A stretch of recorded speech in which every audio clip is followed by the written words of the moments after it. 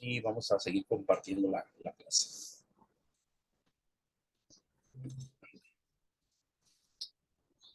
Pues hablábamos al respecto de teología y cultura, y previo a esta diapositiva habíamos visto que uno de los principales promotores de la teología y la cultura, pero sobre todo en América Latina, ha sido René Padilla.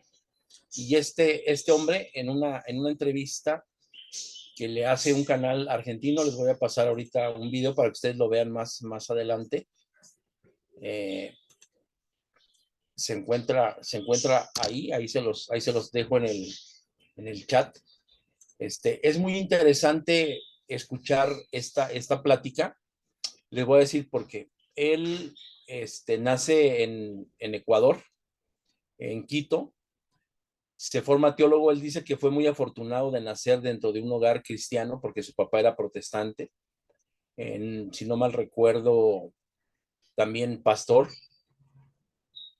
Pero él y sus hermanos de alguna manera sufrieron persecución por no participar en procesiones o por replicar o por responder desde su punto de vista, desde el punto de vista de la revelación bíblica a los sacerdotes en donde ellos estudiaban. Con el tiempo este hombre creció, estudió en algún colegio de Estados Unidos y después él se gradúa y decide ser teólogo. Pero él platicó algo que generalmente nosotros no nos damos cuenta. Él dice que tenía mucha influencia o le pareció muy bien un mexicano que escribía en el diario El Excelsior, y entonces que René Padilla le pregunta a este mexicano de nombre González Rolón, algo así, ¿qué escribes? ¿Qué escribes en el periódico? Y él le dice, sermones seculares. Entonces imagínate que tú todos los días abres un periódico y puedes leer un sermón. Digo, yo lo desconocía, pero también trabajó él en una emisora de radio de Quito, Ecuador. Y eso es algo que, por ejemplo, hace mucho tiempo la Iglesia de Dios no tiene. Pero en 1970, yo estoy hablando de la República Mexicana, había una estación de radio en donde se iba a hablar del Evangelio. Creo yo que en ese caso, Latinoamérica, en la parte sur, nos lleva una gran ventaja porque ahí hay canales evangélicos, porque ahí hay radios evangélicas, porque está, por ejemplo, Enlace. Digo, oye, es de paga, es un negociazo, pero tener la oportunidad de llegar a la cultura diaria, eso es muy interesante. Hacer que nosotros hacer llegar el mensaje de diferentes maneras a la comunidad debe de ser muy importante. No sé si tú sepas o conozcas la historia de Francisco Bergoglio. Él, en alguna parte de mucha carencia de Argentina, me parece que se llama el barrio Apache, no sé, me parece que la semana pasada o antepasada hablaba yo de esto con el hermano Marín. Él ahí desarrolló mucha parte de su teología evangélica, porque él ayudaba en cierta forma a soportar el momento situacional de crisis, de violencia, de carencia, de pobreza, de toda la gente que vivía o que vive en ese barrio, en esa colonia. No sé cómo se le diga. Aquí una colonia es una parte muy grande de una ciudad. Un barrio es una parte interesante también de una ciudad. No sé cómo se le diga en la Argentina, pero llegar con los que menos tienen es hacer teología evangélica, y es hacer teología y cultura, porque nosotros siempre, les comentaba, cultivamos de alguna o de otra manera nuestro espíritu, y nuestro espíritu le pertenece a Dios, y hay veces que ese espíritu vive de forma natural, no vive con forma revelacional, es decir, no vive con una revelación bíblica, ¿no? Y entonces es aquí donde nosotros tenemos que incidir. Tal vez nosotros no estamos tan acostumbrados a tocar una puerta para participar, y no digo que lo tengamos que hacer, pero habrá momentos en donde la justicia del reino tendrá que ampliar sus, sus territorios hasta ese lugar. ¿Por qué? Porque nosotros no podemos vivir viendo injusticias.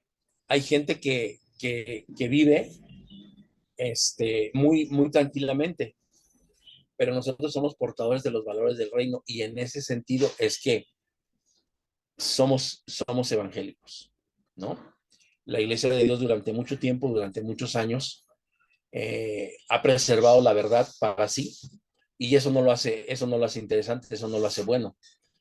La Iglesia de Dios tiene que ir hacia el grueso de la población, hacia la otra parte de de los necesitados, hacia ese lugar en donde a veces nosotros no queremos ir, no queremos asistir.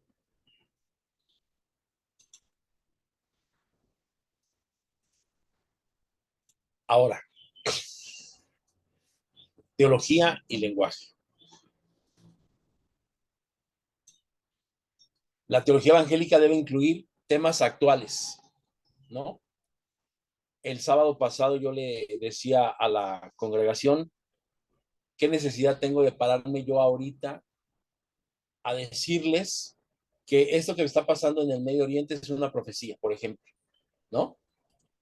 ¿Qué necesidad tiene la iglesia de escuchar algo que a lo mejor ya está cumplido?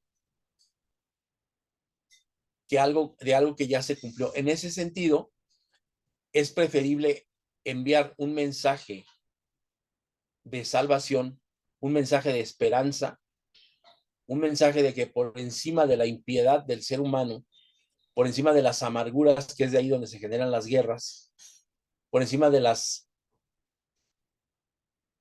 este, de las codicias por un espacio, por una tierra, y también por encima de las decisiones, ¿qué necesidad hay de escuchar una narración histórica cuando se puede escuchar y se puede participar de un mensaje que traiga esperanza a pesar del momento tan complicado en el cual estamos viviendo nosotros, ¿no? En ese sentido es que nosotros tenemos que incluir temas actuales y expresarnos en términos contemporáneos, es decir, en lenguaje y concepto de nuestra época. Yo para qué traigo un mensaje o una predicación de algún inglés, ¿no? De la edad de la Reforma o del tiempo de la Reforma, y lo pongo en este momento como si fuera algo, como si fuera una moda. Tal vez es sorprendente, tal vez está muy rico en cuanto a su contenido, pero a final de cuentas no es un mensaje para nuestra época, no es un mensaje para nuestro tiempo. ¿Qué necesidad yo tengo de hacer un bosquejo de una predicación de Charles Spurgeon y ponerla en la iglesia, si en la iglesia se necesitan cosas diferentes porque se está viviendo de una manera diferente, de una manera distinta? En este sentido, no solamente conocemos a la congregación, no solamente conocemos a la comunidad de fe, no solamente conocemos a las familias, conocemos cómo piensa el individuo y por qué lo piensa, porque entendemos, porque empezamos a ver y a entender al individuo desde su cultura, es decir, desde todo este bagaje cultural que él trae, de dónde viene, por qué viene. Hace algunos años, un hermano de la iglesia me preguntaba, porque acababa de fallecer su papá, y me preguntaba, ¿en dónde crees que esté papá? Y entonces yo le dije, hermano, tu papá está muerto. La palabra de Dios dice que la vida vuelve a quien la dio y que su mente se va al olvido, que el muerto nada sabe. Y entonces me dice, sí es cierto, pero no me estás entendiendo, me dijo. Y yo le dije, ¿cómo que no te estoy entendiendo? Y me dijo, Rodolfo, es que yo vengo de la tradición católica. Y entonces me di cuenta que no solamente venía de la tradición católica, sino que le hacía falta refuerzo del conocimiento de la verdad bíblica. Es ahí que nosotros tendríamos que hablar un lenguaje contemporáneo, un lenguaje que aplique a las formas de vida de cada individuo, de cada familia, de cada situación. Esto quiere decir entonces que el teólogo no solamente es un personaje que sabe de teología en el sentido de saber conceptos, de saber sistemas, de conocer ramas adyacentes, no.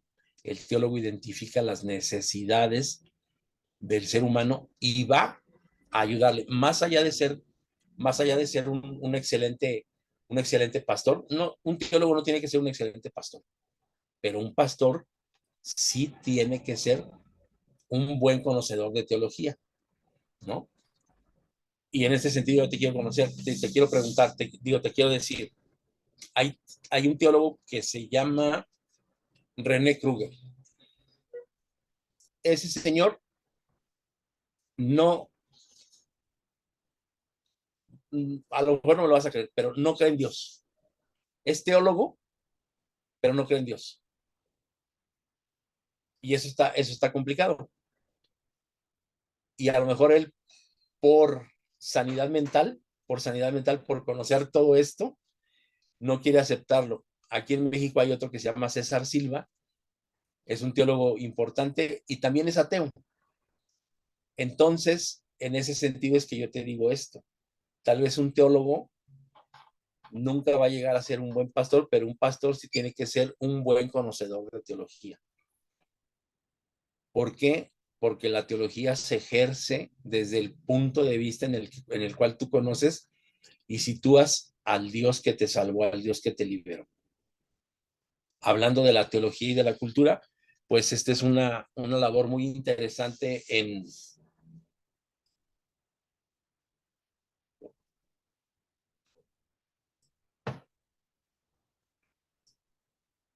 América Latina por todos estos temas que te digo, ¿no? Que tienen que ver con la colonia, que tienen que ver con la pobreza, que tienen que ver con la escasez de oportunidades, que tienen que ver con el imperialismo yanqui, que tienen que ver con, con nuestra relación con otra parte del mundo, ¿no? Por ejemplo, no es lo mismo la cultura mexicana, que, que no hay como que tanto mestizaje europeo a la cultura argentina, que tiene cierto mestizaje europeo, que conservan otras tradiciones que el mexicano no tiene. Entonces, es por esto que aquí se dice hablar en términos contemporáneos, contextualizar las cosas. Primero, porque el lenguaje y formas culturales cambian y es preciso revestir la verdad divina de ropa contemporánea para que sea inteligible. Esto es decir, para que se entienda. En segundo lugar, porque continuamente surgen nuevas cuestiones y problemas en la iglesia.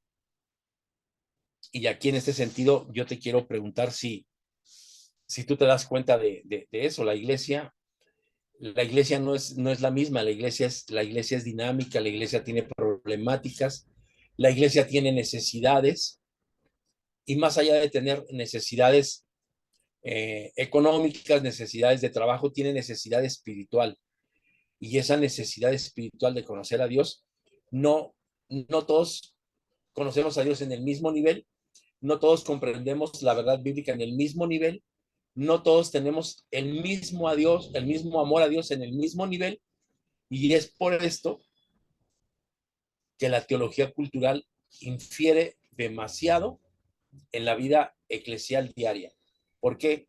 Porque la teología y la cultura, a final de cuentas, son quienes checan y quienes están más cerca del diario vivir de nuestra congregación. Termina diciendo, el teólogo debe hacer hincapié en los asuntos candentes de su época. ¿Qué está pasando alrededor de tu congregación? ¿Qué es importante? ¿Tu congregación vive perfecta en donde está? ¿Qué está pasando alrededor de, del lugar en donde estás ubicado, alrededor de tu región? ¿Está en paz? ¿Está tranquilo? Ok. ¿Qué está pasando alrededor del mundo? Karl Barth era un teólogo que decía que él predicaba con la Biblia en una mano y con el periódico en la otra. Eso no quería decir sino que esta sola cosa. Él siempre estaba enterado de lo que estaba pasando alrededor del mundo, alrededor de su entorno. En ese sentido es que nosotros tenemos que comprender qué está pasando, cuáles son los temas candentes que se están viviendo en nuestra región. Hasta aquí vamos bien. Me gustaría saber si hay algún comentario. Pueden abrir su micrófono sin ningún problema y comentar. Dice, por lo tanto, hace falta interpretar el texto bíblico y replicar la teología a la situación actual. Y de esto se encarga precisamente lo que hace un momento mirábamos. Bueno, lo que dejé de compartir y aquí se los voy a compartir, la teología práctica. La teología práctica tiene tres dimensiones muy interesantes.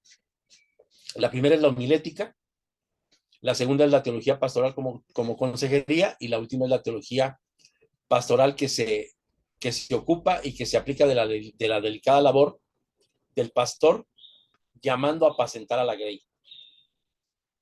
Hablando de los profetas, el profeta recibía un oráculo de parte de Dios y ese oráculo de parte de Dios era para la grey, para el pueblo, pero era de aplicación inmediata, es decir, diles esto a los hijos de Israel, diles esto a los hijos de tal tribu, diles esto a los hijos de Judá, diles esto, pero todo terminaba en hacer este llamado a la congregación para que voltearan sus ojos a Dios, para que regresaran su vida a la vida normal. La teología, eso es la teología pastoral que se ocupa del llamado.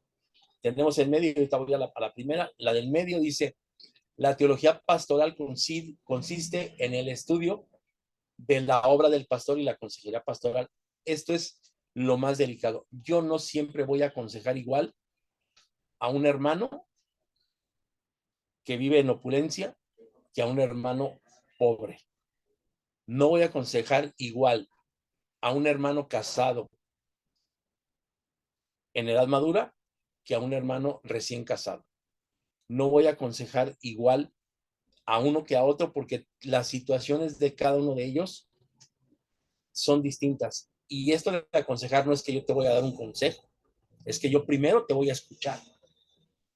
Es que tú primero me vas a decir qué para yo poder después decirte cómo.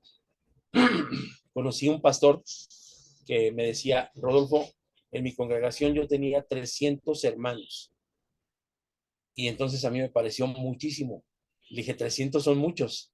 No te estoy hablando de un pastor de la iglesia de Dios, te estoy hablando de un pastor de la iglesia apostólica del séptimo día.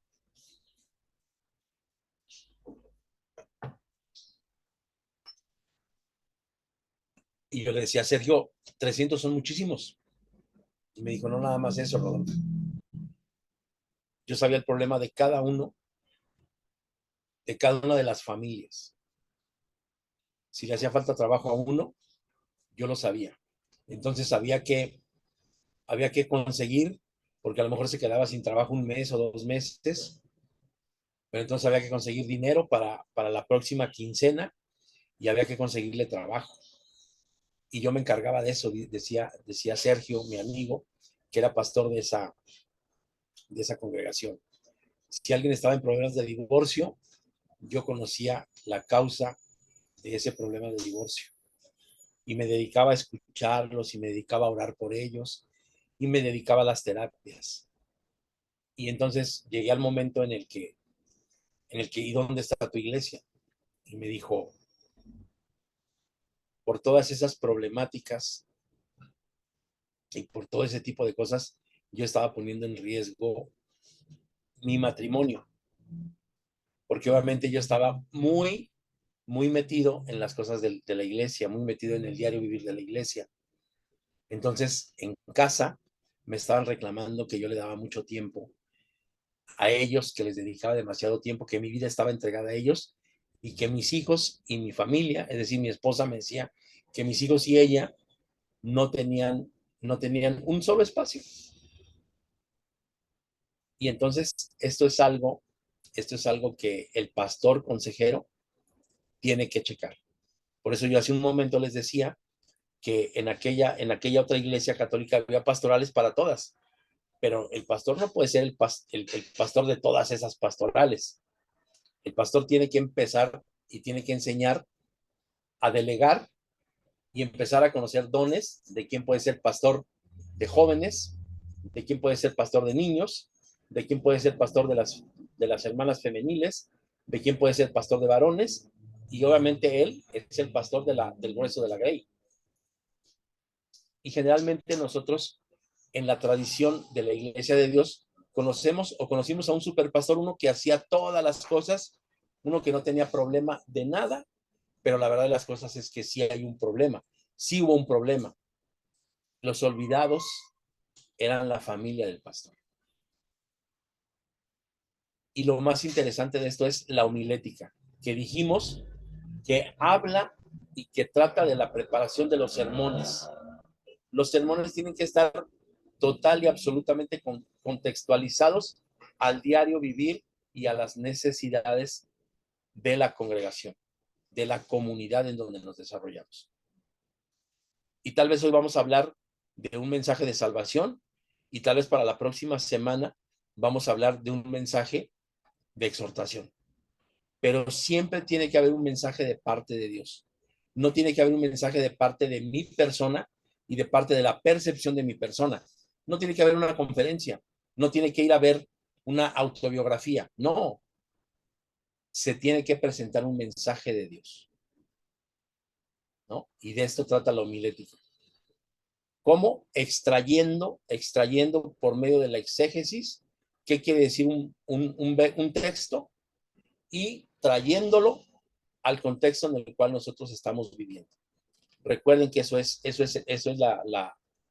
la exégesis, ¿no? Extraer lo que quiere decir el verso, hacernos partícipes, utilizar la herramienta de la hermenéutica, es decir, este puente que trae el pasado al presente, contextualizando, trayendo a la vida diaria de la comunidad o del grupo que va a escuchar el mensaje y obviamente la liturgia, ¿no? La liturgia tiene que ver con la forma en la que se alaba, la forma en la que se estudia, la forma en la que se vive el culto en tal o cual congregación. Hermanos, no es lo mismo tener un culto que se le llama virtual, es decir, por medio de una plataforma Zoom, a tenerlo presencial. No es lo mismo, no se genera, no se puede generar un momento de alabanza porque no no todos podemos cantar conjuntamente en Zoom. Entonces, tal vez esa liturgia digital está más adecuada a solamente estudiar, pero en una congregación tal vez haya mucha alabanza, en una congregación tal vez haya muchos testimonios, en una congregación tal vez haya mucho tiempo para el sermón, pero esto también se tiene que medir. No es lo mismo escuchar 40 minutos una reflexión bíblica o un sermón que escucharlo como hace 40 años, una hora y media, un sermón culpígeno, ¿no? ¿Qué es un sermón culpígeno? Pues algo que solamente habla de culpas. Algo que habla solamente de aquí para allá todos son pecadores y de aquí para acá nomás yo soy salvo. Nosotros en el mensaje lo que tenemos que hacer es ofrecer una salvación general, ofrecer un mensaje de esperanza, de aliento de parte de Dios. Eso es lo que nos ha revelado el Señor y eso es lo que tendríamos participar, ¿no? ¿Y cómo lo tendríamos que hacer? Pues dice la palabra de Dios que de gracia recibimos, de gracia nosotros también tendríamos que dar, ¿no?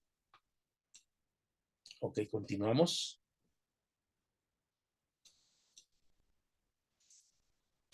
Teología y problemática humana. La teología evangélica siempre debe de ser práctica. O sea, aplicable a la vida y a los problemas humanos. En la Edad Media, a menudo la teología se degeneraba con discursos estériles.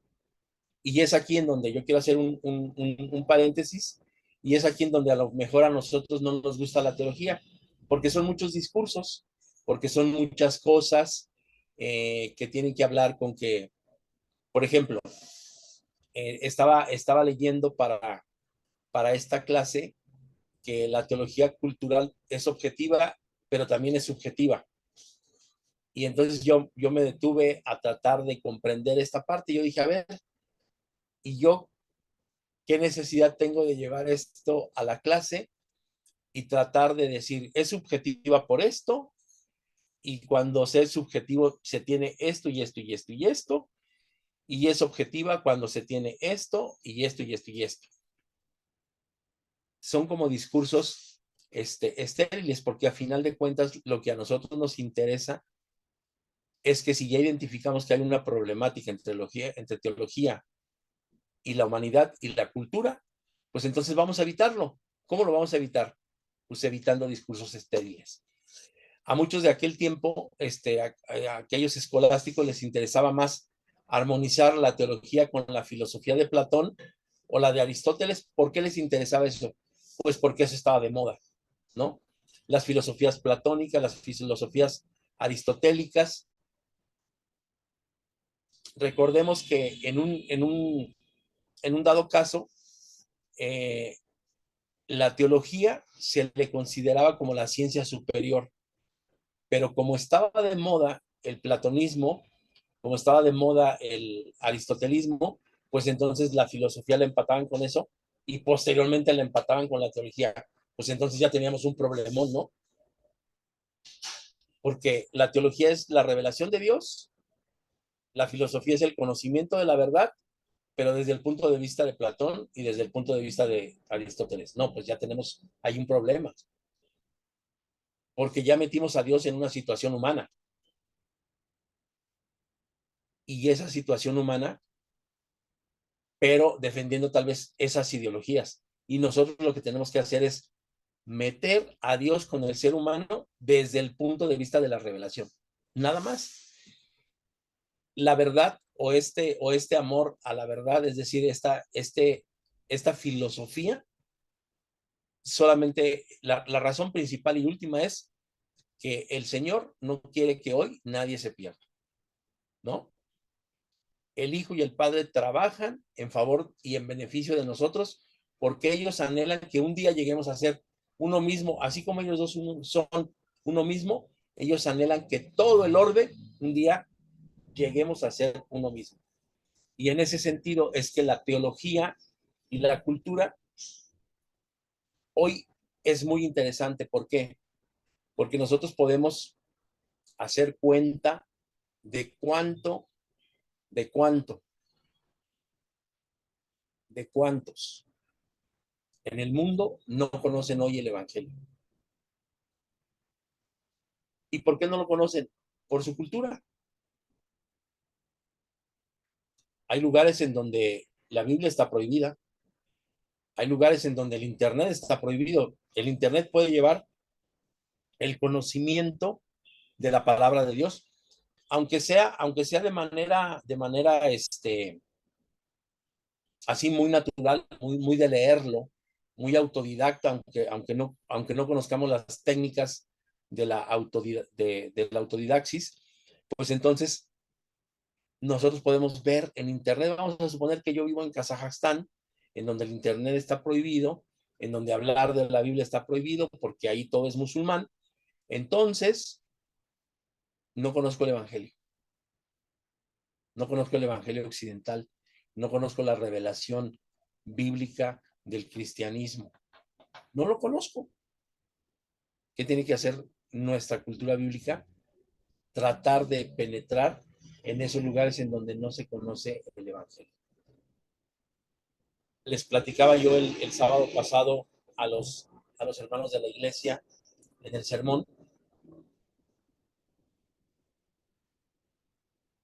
y oirás guerras y rumores de guerras, y habrá pestes, y habrá hambres, y yo les decía, ¿a poco el momento situacional del mundo no es como que pareciera el fin? Y pues muchos decían, sí, yo decía, yo estoy asustado, yo tengo miedo. Y entonces les leí la parte que decía, este es el principio de dolores, en Mateo 24. Y después hay una parte bien interesante porque dice que tendrá que ser predicado el evangelio en todo el mundo. Según Marcos Witt, una tercera parte de este mundo no conoce el evangelio. Ahí está la labor, ahí está la labor de la teología. Esta comprensión que nosotros tenemos, llevarla a la cultura en donde no se conoce, a la cultura en donde se cultiva el ser humano, y tal vez se cultiva el ego, pero no se cultiva el espíritu. Y no te estoy diciendo que habrá que llevarla, o sea, que habrá que juntar dinero y invertir para irnos de misioneros a alguna parte en donde no se conozca. Actualmente hay medios para llegar, actualmente hay formas para llegar, actualmente se puede donar por misioneros que van y predican el evangelio en aquel lugar. Hasta allá tendría que llegar nuestra teología, ¿no? Entonces, acá dice que se trataba de armonizar la teología con la filosofía de Platón o de Aristóteles, más allá que elaborarla de forma práctica. Y la forma práctica de hoy, hablándote de esta globalización en la cual vivimos, tal vez no sería juntar dinero para irme de misionero, tal vez sería juntar dinero y donar para alguien que manda misioneros. Lo importante de la palabra de Dios es evangelizar. ¿Qué es evangelizar? Dar a conocer el evangelio.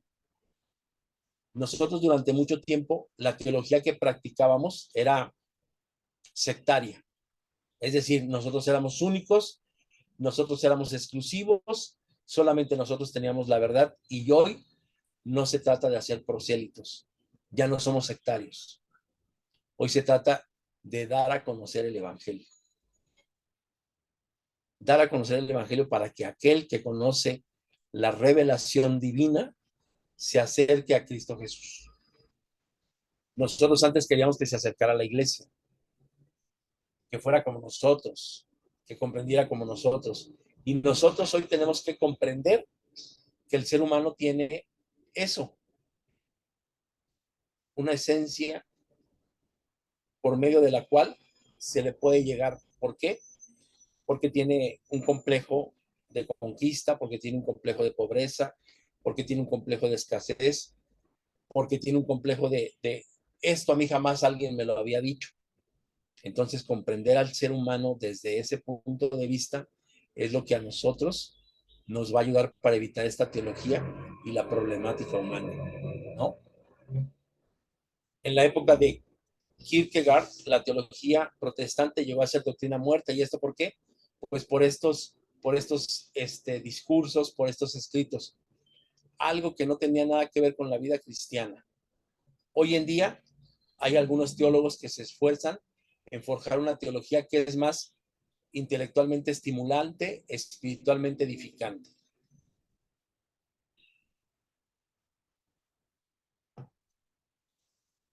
Y creo yo que en ese sentido, tal vez más allá de ser intelectualmente estimulantes, tendríamos que ser espiritualmente edificantes. Nuestros sermones, nuestras pláticas, nuestras charlas, nuestros consejos tendrían que ir en ese sentido, en el sentido de la contextualización, traer el mensaje que cambió al mundo antiguo en este mundo posmoderno, comprender primeramente lo que es posmodernidad, porque no es lo mismo vivir la modernidad que ya pasó y por qué estamos viviendo esta posmodernidad. ¿Cómo, cómo infieren los millennials? ¿Cómo piensan los millennials? Es decir, esta generación que hoy eh, infiere e incide mucho en el mundo moderno, ¿no? Vamos a ir concluyendo y bueno, antes de finalizar les quiero comentar pues esta última parte de teología y problemática humana. La teología evangélica no debe ser mera teoría abstracta. Como la profecía fue dada para edificación, exhortación y consolación, 1 Corintios 14:3, así la teología debe de propiciar el fundamento para solucionar los grandes problemas de la humanidad, ennoblecer al hombre, estimularlo a buenas obras, fortalecerlo en los momentos difíciles y angustiosos. Debemos formular la verdad de Dios de tal manera que los creyentes sean instruidos en la fe y estimulados a poner en práctica la doctrina de Cristo. Esta tendría que ser el verdadero centro de teología y cultura. Dejar de creer en profecías, por ejemplo, y entender para qué fueron dadas. Estoy hablando solamente de un ejemplo, no quiero decir que se rechace, estoy hablando de un ejemplo. Pero lo importante aquí es que así como la profecía fue para exhortación y para consolación, actualmente la teología debe proporcionar el fundamento para solucionar grandes problemas de la humanidad. No solamente de la congregación, no solamente de la Grey, sino de la humanidad. ¿Por qué? Porque nosotros podemos contagiar a la humanidad con nuestro testimonio. Con nuestro testimonio dice mucho. Nuestro testimonio habla. No sé si tú lo sepas, pero cuando alguien sube al púlpito, cuando alguien habla desde el púlpito y está predicando, no sé si te pasa que hay veces que las palabras que está diciendo son contundentes, son tremendas, son verídicas, pero no le crees. ¿Sabes por qué? Porque cuando tú estás hablando el 87% de tu cuerpo, tu mensaje corporal, tu lenguaje corporal, habla. Y hay veces que tu mensaje hablado no checa con tu lenguaje corporal. Lo que sí checa es nuestro testimonio. Nuestro testimonio. Nuestro testimonio somos nosotros y aquí no hay una nosotros. Y en ese sentido, nosotros podemos con nuestro testimonio ayudar a solucionar problemas. Eso es bien claro, la gente nos pregunta, ¿cómo le hiciste? ¿Cómo le haces? ¿Por qué hay paz en ti? ¿Por qué hay tranquilidad en ti? ¿Por qué hay serenidad? ¿Por qué practicas ese tipo de amor? Ah, pues entonces es cuando nosotros tenemos la oportunidad de dar a conocer el Evangelio, de dar a conocer la revelación, de empezar a hacer teología cultural, teología que transforma. A mí me impactó mucho lo que decía René Padilla al respecto de este escritor del Universal. ¿Cómo es posible que tú pudieras abrir el periódico y escuchar la palabra de Dios? Es decir, leer la palabra de Dios, desde el punto de vista que se vivía a diario en la Ciudad de México o en el país. Eso me pareció muy impresionante. ¿Por qué? Porque es llegar a lugares en donde generalmente no se puede llegar. Hoy tú publicas un sermón en internet y lo va a escuchar mucha gente, pero en aquel tiempo imagínate tener el peso específico y la oportunidad de el editor de una revista, de un periódico, de escribir cosas de Dios. Eso está interesante. Eso está muy, muy interesante. Entonces, hay muchas maneras de llegar al grueso de la población con nuestro mensaje de salvación, con nuestro mensaje de esperanza, con nuestro mensaje de aliento, con nuestro mensaje de transformación, porque a final de cuentas hemos de entender que el mensaje que nosotros damos es un mensaje que transforma, que ayuda, no es estático. Eso es lo interesante de lo que nosotros profesamos. Debemos formular la verdad de Dios de tal manera que los creyentes sean instruidos en la fe y estimularlos a poner en práctica la doctrina de Cristo. Estimularlos a poner en práctica. en Mateo 24, perdón, sí, en el Mateo 24, en ese capítulo, dice que estaban sentados en el Monte de los Olivos. El Monte de los, bueno, Monte de los Olivos se llama la congregación en donde yo asisto. Y les dije, levántense, levántense porque no podemos seguir sentados sobre el Monte de los Olivos. Es necesario estimular a la gente para que viva, para que practique la enseñanza, la doctrina de Cristo. Hemos concluido la clase de esta mañana y quiero preguntarles si alguien de ustedes tiene alguna pregunta, algún comentario antes de cerrar la sesión, de finalizar la sesión.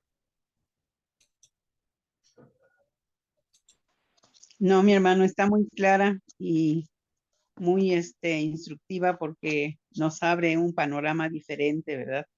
De siempre presentar a Cristo en la necesidad y en la cultura de la persona a la que vamos. Perfecto. Esta rama de la teología que tiene que ver con la teología y la cultura, hubo un teólogo de apellido Tillich y él fue el primer promotor de esto. Y él decía que la religión y la cultura son dos temas fundamentales en la teología. Y ante la tarea esta de hacer teología, de responder a los desafíos planteados por la modernidad común y por la teología contemporánea, Tillich realizó un importante aporte en este sentido, porque él, a pesar de que hace muchos años habló de teología y de cultura, con estas teologías contemporáneas que nosotros estamos viviendo, es interesante darle una relectura a esto, ¿no? Porque desde la perspectiva que Tillich tenía sobre el concepto de religión, sobre el concepto de cultura, los articuló de manera que fueran significativos. Y en ese sentido es que nosotros tenemos que empezarle a dar sentido a esto que nosotros conocemos y practicamos y que no es exclusivo. El Señor anhela que todos lleguemos a ser salvos. Y recordemos que nosotros somos portadores de ese estandarte de la verdad. Nosotros somos parte de esa iglesia que es columna y apoyo de la verdad. Nosotros somos la luz del mundo, en el sentido estricto de la ordenanza bíblica.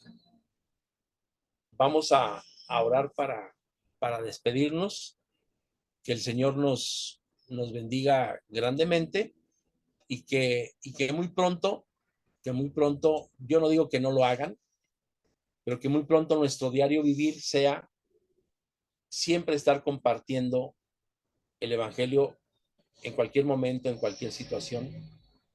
Y esto nos va a dar la facilidad de hacer más que una teología evangélica, nos va a dar la oportunidad de conocer a Dios.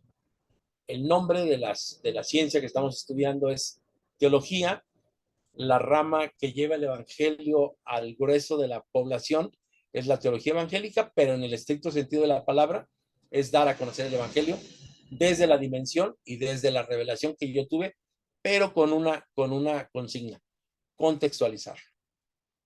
Vamos a orar, que el Señor nos bendiga grandemente en esta mañana. Amén.